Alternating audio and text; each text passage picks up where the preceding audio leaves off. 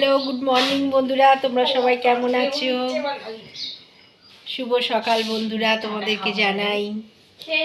এখন আমি চা খাবো। বৌমা চা করে ফেলেছে সকাল সকাল, আর এইদিকে বৌমা রান্না বসিয়েও দিয়েছে।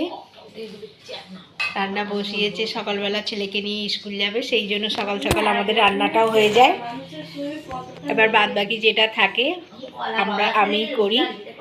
এখন বৌমা রান্না বসিয়েছে, আর এদিকে দেখো চাটা করে সবাইকে চা খেতেও দিয়ে দিয়েছি।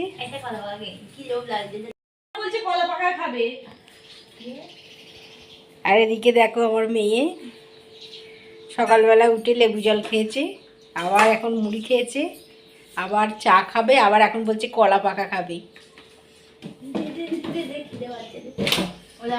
আর এদিকে অনু দেখো চা খেতে বসে পড়েছে, ওর হাফ কাজ হয়েছে, কাজ এখনো বাকি আছে।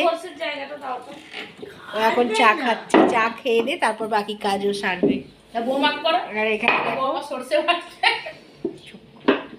সর্ষে বাটতে আরম্ভ করে দিয়েছে, আর এইদিকে একটু রান্না বসিয়ে দিয়েছে।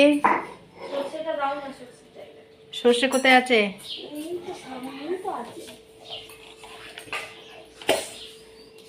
নাও।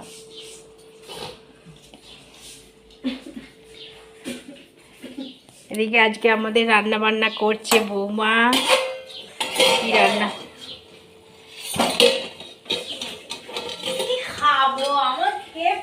ঢেঁড়সের ঝাল চাপিয়েছে,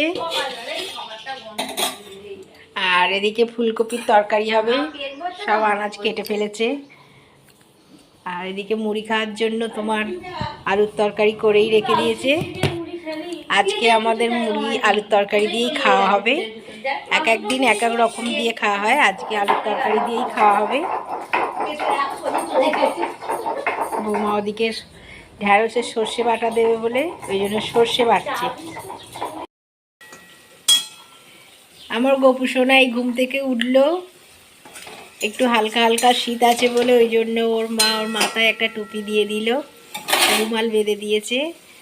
আর এখনও আমার গোপু সোনার দাঁত মুখ কিছুই মাজা হয়নি, এবার মাজবে, মেজে এবার গোপু সোনা আমার একটু ছাতু খাবে। তাই তো গোপু সোনা? কী খাবে?